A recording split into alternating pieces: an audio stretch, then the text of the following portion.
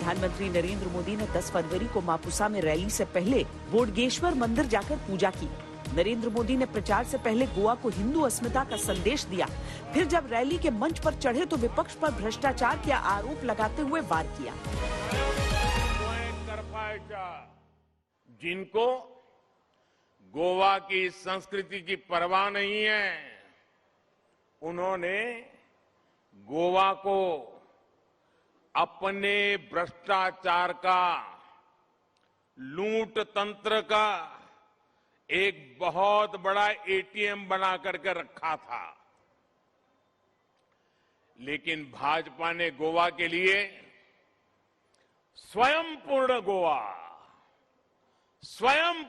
गोवा का मंत्र दिया। वाकई गोवा में आप सभी के बीच आकर मैं एक नई ऊर्जा से भर जाता हूं।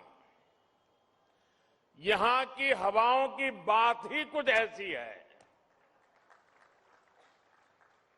गोवा इतने बुलंद स्वर में विकास और बीजेपी की बात कर रहा है कि उसकी आवाज दूर दूर तक जा रही है। बिजली अगर पहुंची तो कब बिजली आता है, कब बिजली जाता है, पता नहीं चलता है।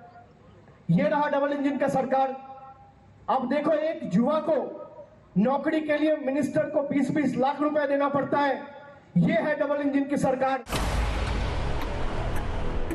गोवा के दंगल में बड़े बड़े दल हैं। 2017 में सबसे बड़ा दल बनकर उभरी कांग्रेस, लेकिन राजनीति का खेल रातों रात ऐसा चला कि कांग्रेस सरकार बनाते बनाते रह गई। 2017 में कांग्रेस 36 सीटों पर चुनाव लड़ी और 17 सीटें जीती, जो बहुमत के आंकड़े से 4 कम थी। बीजेपी भी गोवा की 36 सीटों पर चुनाव लड़ी। बीजेपी को 13 सीटों पर जीत मिली।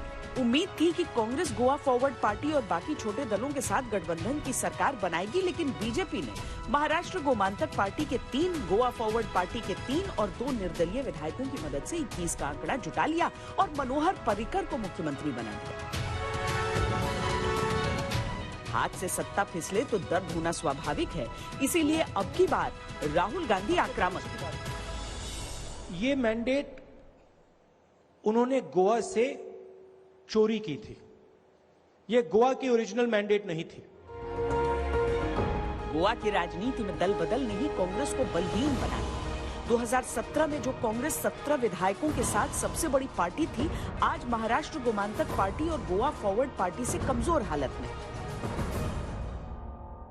हर एक इंसान को किसी को तकलीफ ना आवे, खुद को भी ना, दूसरे को भी नहीं, समझ नहीं। सरकार से कोई ये नहीं है।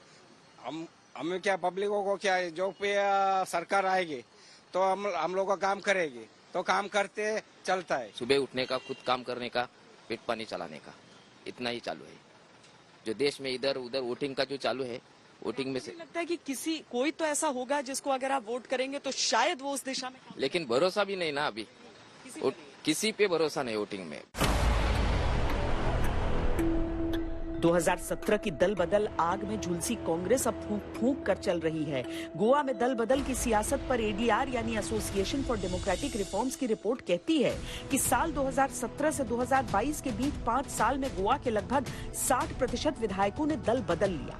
करीब 24 विधायकों ने जीत के बाद अपना पाला बदल लिया।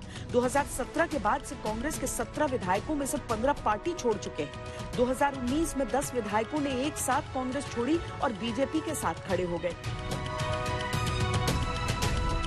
इसे सत्ताधारी दल का असर कहिए या फिर सत्ता का मोह, गोवा की दल बदल राजनीति चुनाव में इस बार मुद्दा भी है। एक तरफ मैं रहूंगा तृणमूल का जनरल सेक्रेटरी, एक तरफ बीजेपी का जनरल सेक्रेटरी। कांग्रेस और बीजेपी का एक ही ऑप्शन है कि हम में से किसको मौका मिले, उनमें से तो कौन लूटे गोवा को।